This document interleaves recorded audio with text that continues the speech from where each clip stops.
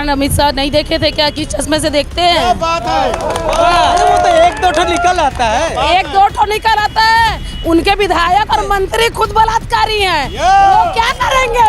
दूर हुई। आप अगर फंडिंग देखिए, आज the funding is going on central government. आप फंडिंग देखिए, आइए देख लीजिए, रोड पे निगाह मारिए और सिर्फ रंजिश हो रही है, सिर्फ रंजिश की। आता था समाचार में कि आज 3 मौत कोरोना से हुई और हजारों भीड़ और लाशें वहाँ पड़ी रहती थी हरिचंद घाट मंगका घाट पे।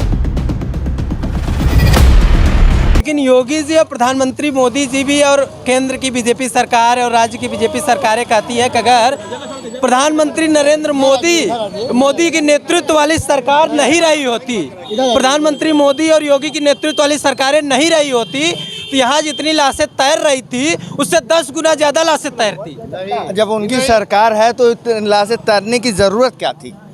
अगर उनकी सरकार वैश्विक महामारी थी तो सब महामारी थी, विश्व झेला है। उन्होंने कितना झूठ बोला है, यहाँ के सरकार ने कितना झूठ बोला है। जो हम लोग के यहाँ रोज दिखाता था समाचार में कि आज 3 मौत कोरोना से हुई और हजारों भीड़ और लाशें वहाँ पड़ी रहती थी हरिचंद घाट मंगका घाट पे।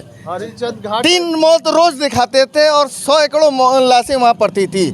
हर घर में कितने घर के बच्चे अपनी गाड़ी घर बेच के ऑक्सीजन खरीदने के गए, मगर कभी नहीं हुआ। रंजिश और प्रतिशोध की राजनीति यहाँ पे वर्तमान में हमारे क्षेत्र में रंजिश और प्रतिशोध की राजनीति चल रही है, वो चरम पे है, क्योंकि ये माननीय अपने विधायक किशन दीक्षित जी का क्षेत्र है। यहाँ पे रोड पे आप देखेंगे स्वतः कि रोडे गिरे हुए हैं, तमाम प्रकार की गंदगी है, रोड एकदम डिस्टर्ब है, मगर हाँ काम करके छोड़ दिया गया, इसलिए काम नहीं, उसको गिरा के काम बढ़ा के छोड़ दिया गया। पूरा काम नहीं किया। बिल्कुल आप भी देख रहे हैं, आप ज्ञानी, आप देख लीजिए, अपने कैमरा घुमाइए, देख लीजिए, रोड पे निगाह मारिए और सिर्फ रंजिश हो रही है, सिर्फ रंजिश की राजनीति। इस बार रंजिश खत्म करेंगे आप लोग वोट देकर? हम लोग अपने मतदान के जोर से इस सरकार को बदलने की पूरी क्या बोलते हैं प्रबल इच्छा युवाओं में आप अगल बगल देख रहे हैं। और है हम युवाओं की बात कर चुके हैं, बुजुर्ग की बात करके हमारे साथ एक महिला है, यहाँ जा रही थी, शायद कैमरा देख कर रुक गई हैं, तो उनसे जानने की कोशिश करेंगे। आप महिला हैं, प्रधानमंत्री मोदी और योगी कहते हैं कि हमारे कार्यकाल में 12 बजे अमित शाह भाषण देते हैं, 12 बजे गहने पहन के निकलते हो, आप निकल पाती हैं? हाथरस वाला कांड अमित शाह नहीं देखे थे क्या? किस चश्मे से देखते हैं? क्या बात है। वो तो एक दो ठो निकल आता है, एक दो ठो निकल आता है। उनके विधायक और मंत्री खुद बलात्कारी हैं, वो क्या करेंगे? कौन कहता है? अमित शाह अपने घर की महिलाओं को निकाल के दिखाया 10 बजे के बाद, मैं मान जाऊंगी। लेकिन आप बोलते हैं 10 बजे के बाद अमित शाह निकालने, लेकिन जब सपा सरकार थी। अच्छा पहले ये बताइए, आप किसको सपोर्ट करेंगे इस बार चुनाव में? मैं किशन दीक्षित को सपोर्ट करूंगी। समाजवादी पार्टी को? बिल्कुल करूंगी। लेकिन समाजवादी पार्टी में तो बीजेपी आरोप लगाती है कि महिलाएं सुरक्षित नहीं थी और वो आतंकवादियों और जो क्रिमिनल टाइप के आदमी थे उनको संरक्षण देती है समाजवादी। इस समय वर्तमान में जितने विधायक के रूप में चुनाव लड़ रहे हैं भाजपा सरकार से, तो सपा में भी है। आपको बीजेपी तो उसमें से कितने दागी हैं? एक मिनट, कितने दागी हैं उसमें?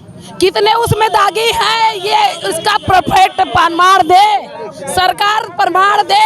कितने बलात्कारी नहीं है? सिंगर उन्हीं के पार्टी से है, चिनिया मन उन्हीं के पार्टी का था, मालिश कराता था लड़कियों से। एक बात मैं मानूंगा, एक बात मैं आपके लिए बोलूंगा, बुरा मत मानिएगा। बिल्कुल नहीं मानूंगी। आप बोल रहे हैं चिन्मयानंद लियाई, सिंगर लियाई, मैं भी गिना सकता हूँ, लेकिन मैं एक बात करूंगा, ये समाजवादी पार्टी के संरक्षक मुलायम सिंह थे, उन्होंने बोला लड़कों से गलती हो जाती, तो क्या ये गलती सही है? ये बोलना गलत सही था? उन्होंने किस परिस्थिति में और किस समय क्या कहा वो बात मायने नहीं रखता है।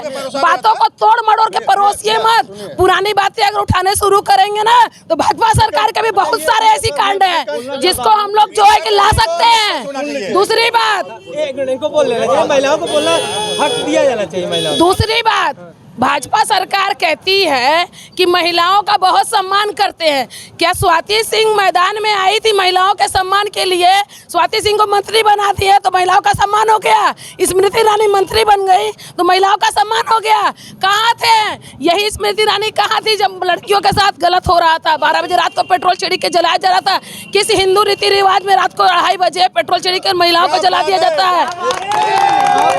कि हिंदू रीति रिवाज का खिलवाड़, हिंदू रीति रिवाज से साथ खिलवाड़ किया गया, तो क्या डिम्पल यादव का ये कहना कि भगवा लोहे की जंग द्वारा लोहे का जंग लग जाता उस कलर द्वारा, क्या ये हिंदू का अपमान नहीं है? डिम्पल भाभी कैसा कुछ नहीं कही है। नहीं, मैंने भाषण सुना है, उन्होंने कहा है कि भगवा कलर जो योगी जी, भगवा कलर नहीं बोला था उन्होंने, नहीं एक मिनट, मैं माफी मांगता हूँ, भगवा कलर उन्होंने बोला था, उन्होंने ये बोला था कि जो योगी जी पहनते हैं जिस कलर का कपड़ा, वो लोहे की जंग जब लग जाती है जो कलर हो जाता है उस कलर का कपड़ा पहनते हैं। योगी जी खुद ही रंग बिरंगा कपड़ा पहनते हैं, वो तो भगवा पहनते हैं। जरूरी नहीं है, आप उनका ठीक से कुर्ता देखिए पहले, कभी कुर्ता गुलाबी रहता है, कभी गमछा ऑरेंज रहता है, एक रंग का कपड़ा नहीं पहनते हैं। और डिम्पल भाभी ने ऐसा कभी किसी के वर्ड, कभी गलत किसी के वर्ड में नहीं बोला है। डिम्पल भाभी हम लोग की आदर्श है, उनको देख के हम लोग राजनीति करते हैं। समाजवादी पार्टी ने 10-90 पावर लाइन दिया था महिलाओं को, पावर, न कि वो कोई योजना।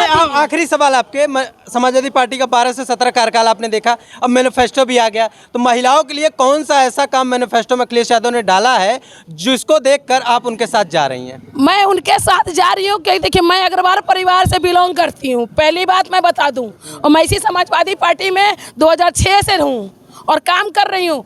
भरपूर सम्मान मिलता है, मतलब सम्मान के लिए इस बार समाजवादी पार्टी, सम्मान के लिए नहीं, 33% आरक्षण महिलाओं को अखिलेश यादव मुरानी ने, मुलायम सिंह यादव ने दिया है। ठीक है, मतलब महिलाओं को आरक्षण मिलेगा इसलिए महिलाएं इस बार समाजवादी। ठीक है ठीक है ठीक है। भाई साहब आप कुछ बोल रहे थे जब मैं बोल रहा हूँ कि हम लोग यहाँ शहर में हैं, आप एक छोटे से विधानसभा दक्षिणी के चुनाव में हैं, आप इस विधानसभा से पूछिए, जनता से पूछिए, क्योंकि ये इस विधानसभा का चुनाव है।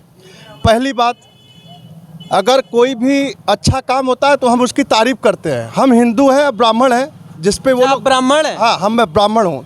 माँ का अर्धचंद्राकार स्वरूप पूरी दुनिया जानती है, पूरा टूरिज्म जानता था कि माँ का अर्धचंद्राकार स्वरूप 80 से लेके राजघाट तक था, वो अब नहीं है।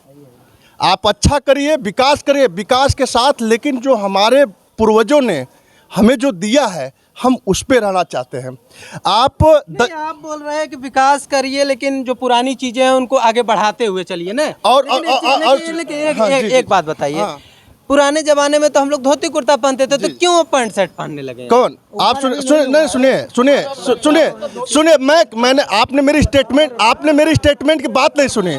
मैंने कहा क्या कि आधुनिक करिए, आधुनिक मैं हूँ, मैं जींस टी शर्ट पहन लेके मैं सुबह दर्शन भी करता हूँ, और ये हमारा सबसे बड़ा परिणाम है। और ये मैं भी दर्शन करके आया हूँ माँ का, पर ये हमारी पुरानी काशी की पौराणिक प्रथा। मैं जींस टी शर्ट में हूँ, लेकिन सुबह सुबह उठने के बाद तिलक माथे पे, माला, ये भूलता नहीं, ये पुरानी हमारी पद्धति है।